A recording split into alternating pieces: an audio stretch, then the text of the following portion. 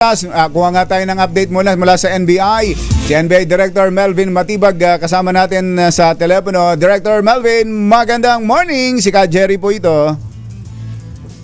Ka Jerry at sa lahat po ng tumatangkilig sa inyong programa. Magandang umaga po. Apo, good morning po. Kuha lang kami ng update. Tama ba kayo, sinabi nyo na itong gagawin na hearing ngayon ng Blue Ribbon Cayetano Black ay unauthorized o illegal?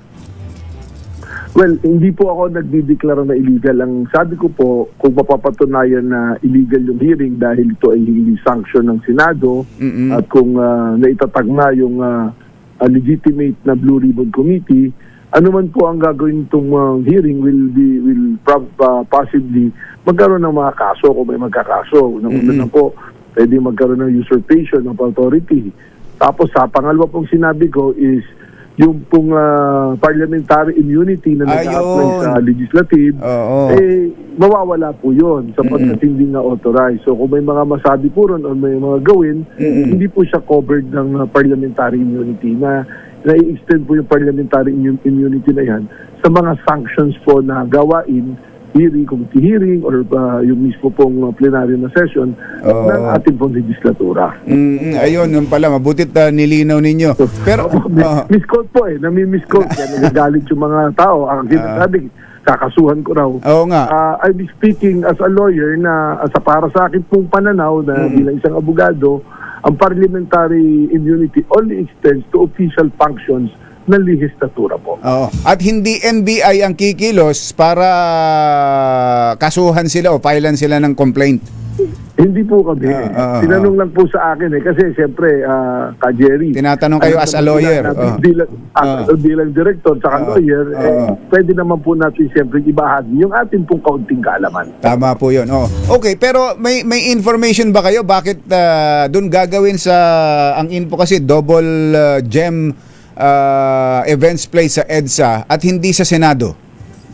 Well, that po sa problem. Kung may problema na po kagad yun kasi hindi siya magiging parang official na hearing. Doon na po siguro nagkakaroon ng pagrereklamo ang ating mga senador na bakit mo tatawagin Blue Ribbon hearing? Dahil pag sinabi mong Blue Ribbon, yan na eksklusibo po sa ating pong Senado. Na yung Blue Ribbon, sila po nag-hearing mga ganyan pag-hearing. Unang-una, hindi naman po sa premises ng Senado gagawin. So may problema na magmumukha lang po yan. Hindi talaga hearing yan. That will be a press conference po mangyayari. Pero hindi ba kayo sinabina o pinadala ng imbitasyon? Wala po. Wala mga imbitasyon. Unang-una, sino po ba dapat pumirma ng sabina niyan? So hindi po siya matuturing na hearing. Ang problema po dito ni Mike Defensor, pinapalabas niyang hearing, that is a deception also to the public. Na para bigyan mo ng plot of legitimacy na parang ito, makatotohanan hearing, binanggit niya yung mga senador na darating. Tingnan po natin kung darating. Dahil kung dumating po yung mga senador na yun, that will not constitute an official function. Maring to a certain extent, sabi nila official dahil consultative, hindi po ba? Pero as a hearing, it will not qualify as a hearing. Lalo-lalo na po ngayon, nagpatawag na ang ating presidente ng special session na nasa naman po yung karapatan niya at kapangyarihan niya bilang isang pangulo nakasaad po sa ating konstitusyon. So ito sa problem nagkakaroon po ng kalituhan. Hindi po dapat natin kinocompuse. Okay lang po na magsalita, magsabi ng mga iyong pagkontra, mga bagay na kailangan sabihin, pero let's not confuse the people, yung taong bayan. Kung sakaling padalhan kayo ng imbitasyon, ito'y committee ng Cayetano Black under si Senator Pia yata, Senator Pia Cayetano, ang chairman ng Blue Ribbon Committee Cayetano Black. Dadalo ba kayo? Wala po dumarating na imbitasyon. Pangalawa, ang nire-recognize po ngayon ng leadership ay yung pong leadership na itinatag noong June 3. Nagkaroon na po ng mayorya na nagbotohan. Ang nagiging issue na lang po, again, as a lawyer, nagiging issue na lang is yung Senate presidency na lang. Pero as to the other issues, na-resolve na po nila yan para sa akin. Kaya nga po nung nagkaroon ng organizational meeting, ang bagong Blue Ribbon Committee na pamumuno ni Senator Turco, dumalo po tayo dyan. Okay. Ang problema po kasi dyan sa nakikita ko sa grupo nila, sasabihin nilang hearing, pero ang nangyayari, ang nagsasalita lang, yung kanilang inimbita. Katunayan, hindi na yung mga allegedly Marines ang nagsasalita, kundi yung abogado. Pag totoong hearing po ng ng Kongreso o ng Senado, hindi po nagsasalita ang abogado, very limited. Ito, siya na po nagkikwento paano nangyari. Siya na rin po yung naglalaban bawi ng mga statement. Dating kasama, ngayon hindi kasama, nagkamali. Kung gusto mong kasuhan tong kasama ko, kasuhan mo, bibigyan kita ng ebidensya. Hindi po maganda. Okay. Tinitinan ko itong paggaganapan ng hearing, EDSA, along EDSA pala ito, malapit sa Ortigas. Malapit lang doon sa EDSA Shrine at sa People Power Monument.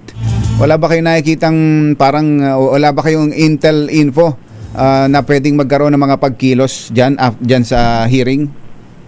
Well, lahat naman po ng ginagawa ay atin pong pinagmamasdan at atin pong ginagamit yung intelligence network natin para malaman po natin kung ano talaga yung layunin. Bakit po ganun? Tama po yan. Pwede natin isipin na siyempre ang seat lagi ng pagkilos ng people power dyan lagi sa EDSA slide.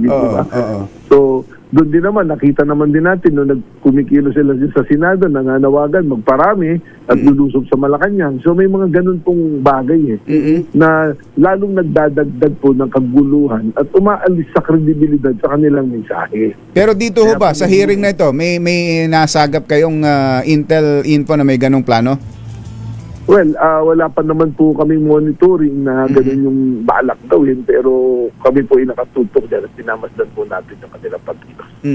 Kayo ho nagbigay ng security issue sa Senate nitong nakaraan, di ba? Kasama kayo sa nagbigay ng intel info. Kumusta po ang security sa paligid, sa loob at labas sa paligid ng Senado? Well, after nga po natin mabigyan ng impormasyon na yun, nag-angat po sila ng security level nila. At ngayon, medyo payapa po doon kasi nandun po yung pagkilos eh. And I want to make it clear, hindi naman po Senado lang ang sinasabi natin na mayroong pagkilos na destabilisasyon, kundi sa kabuuan po eh.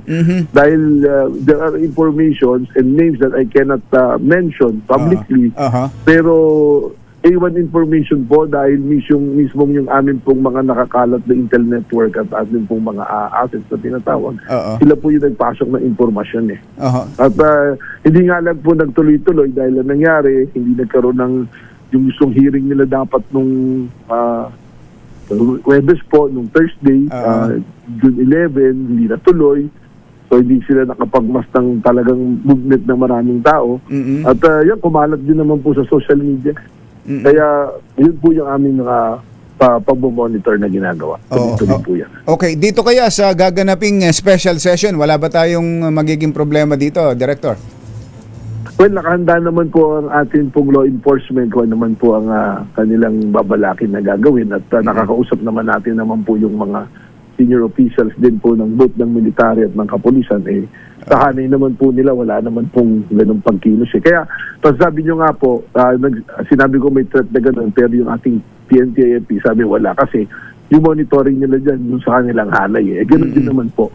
Kasi yun din naman po yung monitoring ko na threat, hindi po sa hanay ng kapulisan at ng ating mga militar, kundi outside po, external yan eh, na ang isang basihan po natin dyan kay Jerry, yung nangyari nung May 13 eh. So may ganun ng hanapan ano po. Okay, Bok, Director, salamat sa oras, salamat sa update, magandang umaga. Magandang umaga, salamat po. Director Melvin Matibag ng NBI.